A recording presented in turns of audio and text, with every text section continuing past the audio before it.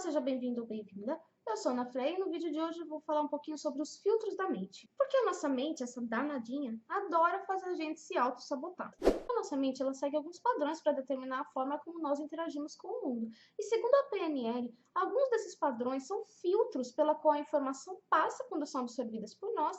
E esses filtros são necessários, mas a maioria das vezes acabam se tornando um verdadeiro tiro no pé. E o primeiro filtro é deletar. Por que a nossa mente faz isso? Já imaginou a quantidade de informações que a gente recebe a todo momento? Através daquilo que a gente vê, ouve, toca e dos aprendizados diários, a gente recebe muita informação. Se a mente for guardar tudo isso, ela vai ficar sobrecarregada, é como se fosse uma máquina, né? Então, para que isso não aconteça, muito do que a gente vê no dia a dia, a nossa mente simplesmente esquece. Um exemplo disso é quando você está andando na rua com alguém e a pessoa que está com você vira para você e chama a sua atenção para alguma coisa. Fala, olha, você tinha visto aquilo e tal, e você pensa, nossa, acabei de olhar para lá e realmente não tinha percebido. Isso acontece naturalmente o tempo todo. O problema é quando isso acontece com coisas importantes. Por exemplo, imagine que você tem a ideia de criar um negócio próprio, um negócio novo, mas ainda está tudo muito vago na sua mente. Um dia você vai tomar um café com um amigo, vai se encontrar com alguém, e esse amigo vira para você e fala assim, eu estava a fim de montar um negócio novo, abrir uma coisa minha, alguma coisa própria. Você não sabe de ninguém que tem interesse em entrar nesse projeto comigo? E aí você simplesmente esquece uma ideia que você já tinha e fala, putz, não conheço ninguém. Ou então, quando você está no meio de uma discussão, um conflito com alguém, e aí depois que acaba tudo, você para pensar, nossa, eu podia ter dito isso, eu podia ter feito de tal jeito, eu podia ter dito aquilo. Só que na hora foi um verdadeiro branco na sua mente. Quer dizer, um momento de estresse, a sua mente acabou deletando algumas coisas e acabou colocando você numa situação um pouquinho complicada. O segundo filtro é a distorção. Por que isso? Considerando-se que a sua mente não deletou uma informação em um primeiro momento, ela absorveu aquela informação, o segundo filtro é ela distorcer de acordo com as suas referências. Cada pessoa entende as coisas de um jeito, a percepção é diferenciada. Por quê? Porque cada pessoa tem uma referência diferente. Suas referências culturais, de valores também, tudo está relacionado com a criação que você teve, com as suas experiências vividas, né? Então, por exemplo, se eu tô falando com um amigo, ele perguntou para mim sobre um negócio novo, minha mente não deletou essa informação, puxou lá da memória aquela ideia vaga que eu tinha de abrir um negócio. Mas na hora que eu olho para ele, que eu vou falar, pô, eu tava pensando a mesma coisa e tal, de repente eu posso lembrar dos meus pais falando que isso é muito arriscado, que a maioria das pessoas perdem muito dinheiro com isso. Às vezes eu conheci pessoas que perderam muito dinheiro tentando montar um negócio próprio. Na hora que eu vou entrar no embalo ali da conversa, vem esse filtro da distorção e eu mesma me dou um balde de água fria e ainda dou um balde de água fria no meu amigo, né? Que eu viro para ele e falo assim, olha, eu acho legal essa ideia, eu até gostaria também, mas se a gente pensar um pouco, é muito difícil. A maioria das empresas não passa de 2 anos, o pessoal perde muito dinheiro, eu acho a ideia legal, mas, não, acho que não rola. E nesse ponto da conversa, a nossa mente está brigando entre o é possível e o não é possível. Por um lado, a gente tem vontade, a gente quer aproveitar ali a situação, mas por outro, a gente tem um certo receio, de acordo com as referências que nós tivemos que foram negativas. E aí o que acontece? Chega o terceiro filtro para nos ajudar a fechar esse assunto, definir se é uma coisa positiva ou não, que é o filtro de generalizar. E aí todos os nossos planos se acabam naquele momento. Por quê? Porque a generalização é a forma que a nossa mente encontra para que a gente não esqueça o que a gente aprendeu. Por exemplo, todos nós, quando vemos uma maçaneta, sabemos para que ela serve e como ela funciona. Existem diferentes tipos de maçanetas em diferentes portas, mas sempre que você vê uma maçaneta, você sabe para que ela vai servir, que ela vai abrir aquela porta. Isso é um mecanismo da mente que generaliza as informações para que a gente possa ter uma referência. Do contrário, cada vez que você se deparasse com uma porta, você ia ter que aprender novamente para que servia aquela peça ali na frente. Esse é o filtro da generalização. Só que num caso como esse, onde você está em dúvida ali, está em cima do muro, passou pelo primeiro filtro, empacou no segundo, tá lá tentando decidir, e aí, eu vou ou não vou, eu vou arriscar, qual que vai ser a minha decisão? A generalização te ajuda a decidir isso, se seria uma coisa boa ou não. E aí, o que acontece? Imagine que você tá há meses pensando em abrir um negócio novo, tem medo de fazer isso sozinho ou não tem conhecimento suficiente para fazer isso sozinho, chega uma pessoa com a mesma ideia fazendo quase uma proposta para você e você vai perder. E isso é só um exemplo, tá? Porque isso acontece em vários aspectos da nossa vida.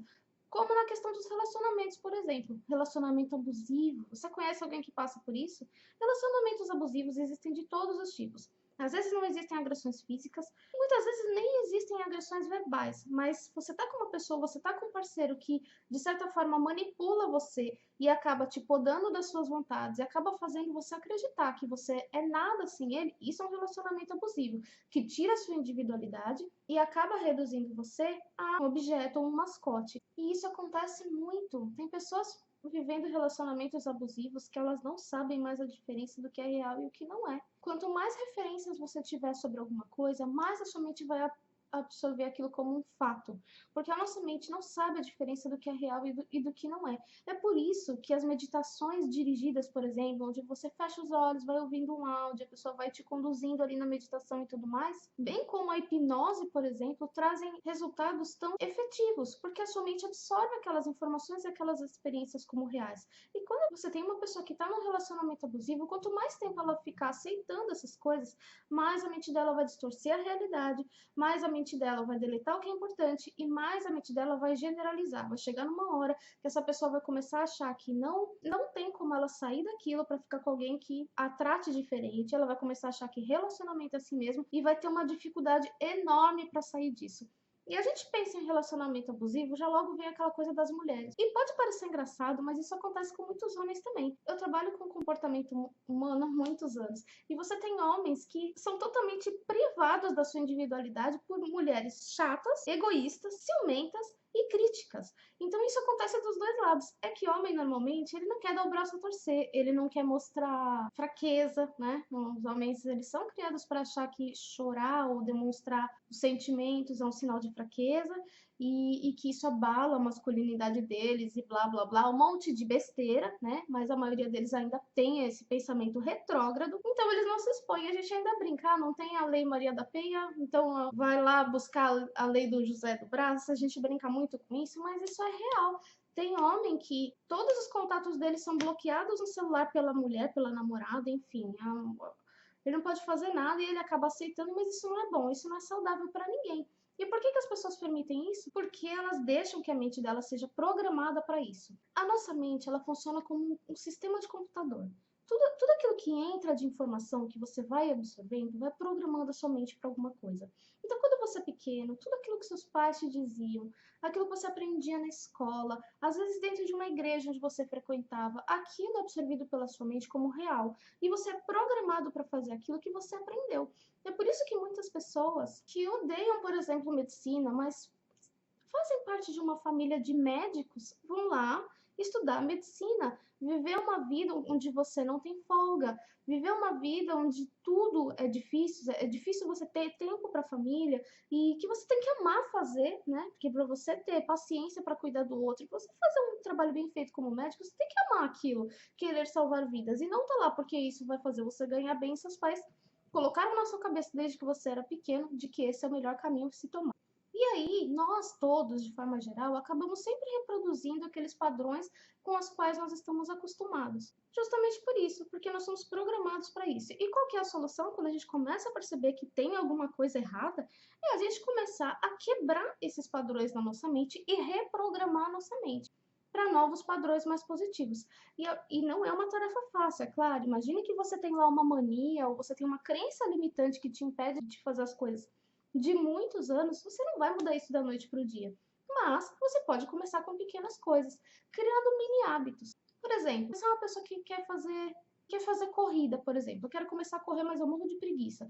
Você não vai começar no primeiro dia correndo 10 quilômetros. Cria uma meta pequena para você, que seja uma coisa simples, fácil de se fazer. Essa sim você vai conseguir. De repente dar uma caminhada, dar uma volta no quarteirão. Depois você vai fazer isso por uns dias, passado uma semana, um tempinho, você vai começar a caminhar 2 quarteirões. Passando mais um tempo, você vai começar a correr 1 quilômetro. E aí, a hora que você vê, você alcançou a sua meta. Por quê? Porque você criou mini hábitos. Então, se você quer ter o hábito de ler, comece a ler meia hora por dia ou uma página do livro por dia. Ah, eu não tenho tempo para ler, eu não tenho tempo para ler. Eu adoro ler, mas não tenho tempo. Você arruma. Você vai começar com uma página por dia, depois de um tempo você vai começar a ler mais, vai começar a achar assuntos que te interessem mais e por aí vai. E isso para tudo, na nossa vida amorosa, na área profissional, nos relacionamentos familiares. Se tem alguma coisa te impedindo de fazer o que você quer, ou se você sente que devia estar fazendo algo diferente, Comece a pensar em pequenas coisas diárias que você pode fazer, como se fossem pequenos passos, pequenas metas, para daqui a algum tempo, a médio prazo, você começar a fazer algo mais concreto. Para longo prazo, você dizer que você de fato alcançou o seu objetivo. Além disso, procure boas referências. Se você quer fazer alguma coisa na sua vida e você está com medo de fazer aquilo, por medo da mudança, porque você acha que nunca vai conseguir aquilo, que não tem capacidade, ou que é muito difícil, ou que só gente rica consegue as coisas, enfim, qualquer coisa que esteja te impedindo, procure boas referências que te ajude a mudar a sua forma de pensar, porque só assim você vai conseguir reprogramar sua mente. Substitua as referências que você tem que foram ruins por referências boas, que alimentem um pensamento diferente daquilo que você tem e essa mudança no seu padrão, na sua forma de pensar. Por exemplo, se você tem medo de abrir um negócio, procure estudos de casos de pessoas que passaram por uma situação semelhante e tiveram sucesso. Se você não está confiando em si mesmo, procure formas de trabalhar a sua própria autoestima para você resgatar a sua autoconfiança. Procure informações e referências através de situações e pessoas que passaram por coisas similares e que tiveram sucesso, porque isso vai te ajudar a colocar nessa sua cabeça vai ajudar a sua mente a entender que isso não é um problema, que é possível sim, que só você não está se dando essa oportunidade. E cultive esse tipo de referência pelo tempo que for necessário até isso se tornar real para você. Nem que for fazer afirmações positivas todo santo dia, quando você acorda ou quando você vai dormir. Escrever uma frase que esteja relacionada ali com a sua nova forma de pensar, a sua nova meta que você está buscando, até que de tanto você repetir aquilo, a sua mente vai se acostumar com aquela ideia e vai começar a ser reprogramada.